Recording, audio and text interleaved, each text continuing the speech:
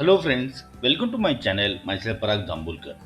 In this video, we will discuss different issues in sorting on parallel computers. What do you mean by sorting? Sorting means arranging elements in some order.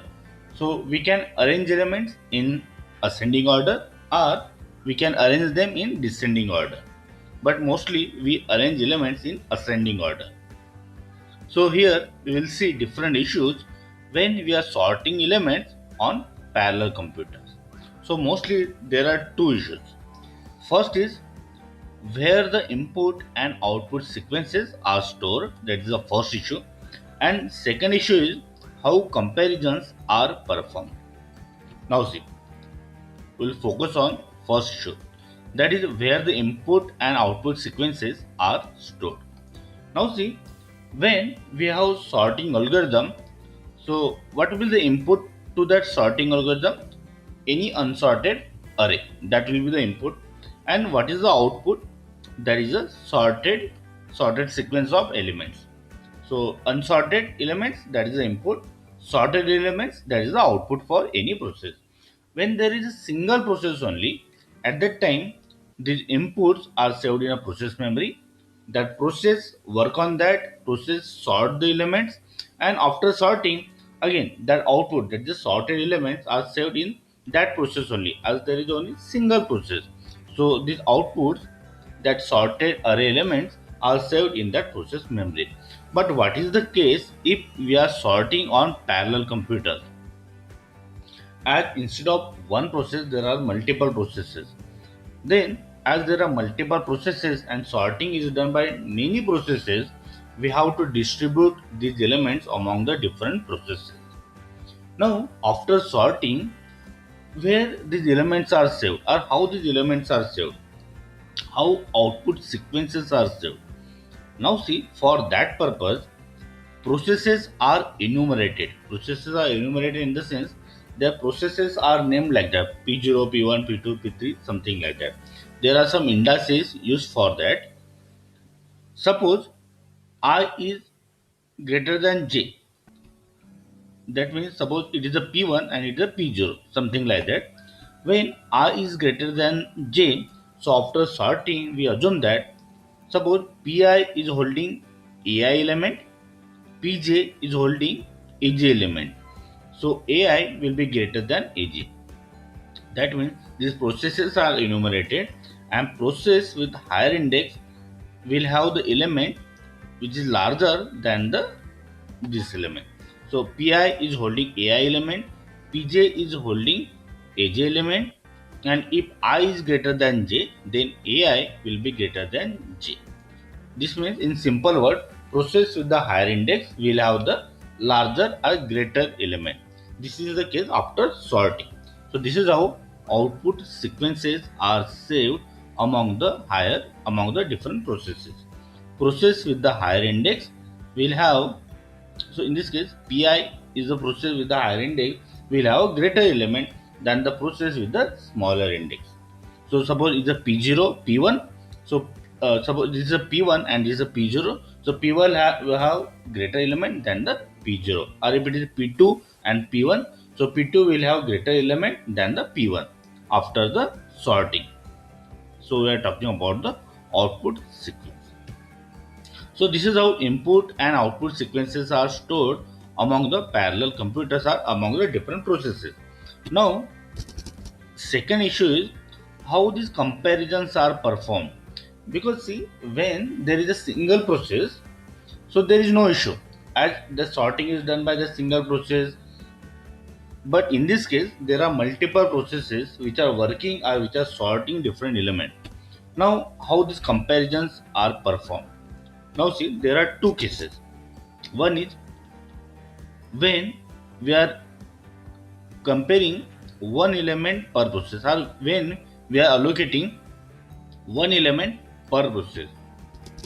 And another is the case when we are allocating more than one element to each process. So these are the two cases. Now see, suppose we are allocating one element per process. That means suppose see, these are the two processes, Pi and Pj. So as we are allocating one element per process, so Pi will have one element, Pj will have one element. Suppose Pi have this element Ai, Pj have another element that is Aj. Now suppose in this case we are assuming I is smaller than j. So it is a P0 and P1 is P1, P2 or P3, P4 something like that. Pi have this element Ai and Pj have this element Aj.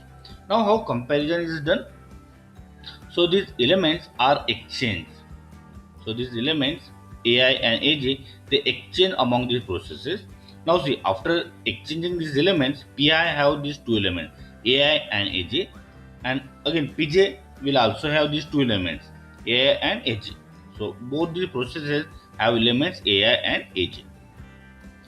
Pi will find out minimum among these two elements, while Pj process will find out maximum among these processes. Suppose Ai is smaller than Aj. So after that, so Pi will save Ai and Pj will save Aj. So in other words, Pi will have smaller elements and Pj will have greater elements, as we are assuming I is smaller than J. See again I am repeating. In this case, we are considering one element per process. So every process will have only one element. Now see, there are suppose two processes, Pi and Pj. We are talking about, see here only we are considering two processes. Same case will be there if there are multiple processes. So out of these multiple processes, we are talking about any two processes. Now see, Pi and Pj, these are the two processes, and suppose I is smaller than J. Now see, every process has one element. So Pi have one element, Pj have one element. So how they will compare? So first they will exchange the elements. So Pi will send Ai to this and Pj will send Aj to this process. Now see, Pi also have these two elements, Pj also have these two elements. Pi process will keep minimum among these elements, while Pj will find out maximum and retain that maximum element. So Pi will have smaller element and Pj will have greater element. Same case will happen with the other processes also. So here we have taken any two processes, same thing will be among the other processes. So this is how comparison is done when we are allocating one element per process. Now we will see how when more than one elements are allocated to each process. Assume these are the two processes Pi and Pj. I is smaller than j. So some elements are randomly allocated to these processes. So some elements are allocated to this process, some elements are allocated to this process. Now this process will sort these elements. So this is the sorted list. Pj process will sort these elements. So this is a sorted list. After sorting, these processes will exchange the sorted list. Here you can see. So Pi process already it has this sorted list and it got this list from this process. Pj process already it had this list and it has got this list from this process. So now both have the sorted list. These are the sorted lists. After that, this process will merge this element. This process will merge this element. They will merge in such a way that that merged list again it will be sorted one. Now see, again they have Pi process have merged this list and it is a sorted one. Pj process have also merged and again it is a sorted one. After that, Pi process will keep hop elements. So it will it will find out the middle element and all the elements smaller than the middle element it will retain. So here you can see. So it will keep half elements which are smaller, while Pj process will keep half elements but which are the larger ones. So it will find out the middle element and what are the elements which are larger than the middle element that it will retain. So in this way, these elements are saved among the processes. See again I am repeating. So when more than one elements are allocated to each process, in that situation, so see Pi and Pj are the two processes. We are assuming I is smaller than J.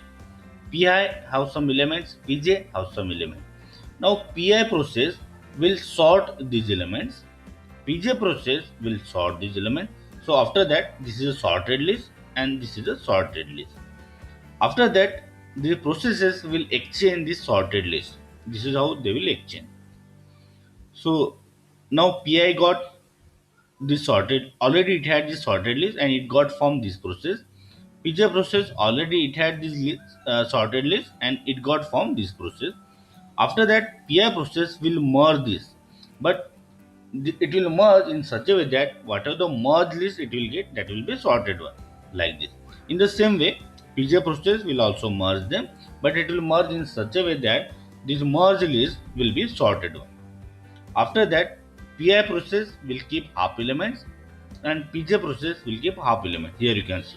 But they will keep in such a way that exactly half elements, those are smaller. So that element will be held by Pi process and Pj process will retain all the elements, half elements, but those are larger than the middle element. So half list will be with this process and half list will be with this process. So after 8, what are the elements which are greater than 8 will be with this process. So this is how elements, how the in this way comparisons are performed when we are allocating more than one element per process. So these are the different issues in sorting on parallel computer. First is where the input and output sequences are stored, and second is how comparisons are performed. So how comparisons are performed?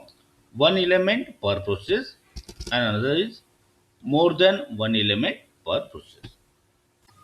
Here, when we are allocating one element per process, this operation is called as compare and exchange. As we are comparing the elements and then we are exchanging. Here, communication cost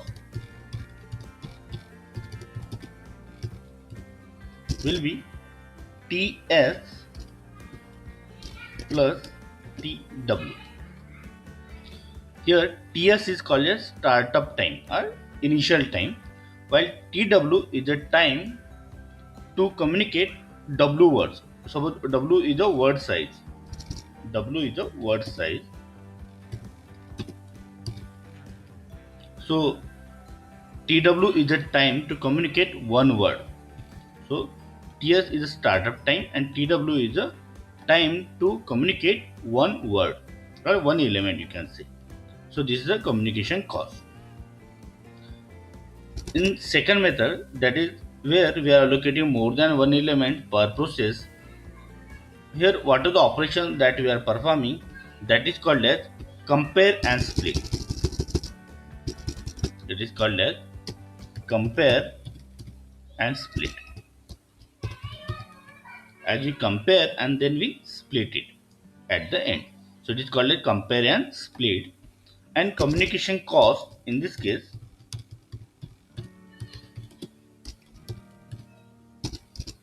first is Ts. Ts is a startup time or initial time plus, now see, to communicate one element we require this much time. And here every process have more than one elements. Every process have more than one element. So every process will have n by p elements. What do I mean n by p elements? Here I will write. N is total number of elements and p is total number of processes. So every process will have n by p elements. So to communicate one element we require this much time. So to communicate these many elements we require this much time, n by p into Tw. So this is the total communication cost and this operation is called as compare and split. While when we allocate one element per process, so it is called as, this operation is called as compare exchange. Here this operation is called as compare exchange and communication cost is Ts and Ts plus Tw. So friends, I hope you like this video. If yes, then click on like, subscribe to the channel and don't forget to press bell icon so that you will get notification of my next video. So stay connected. Thank you.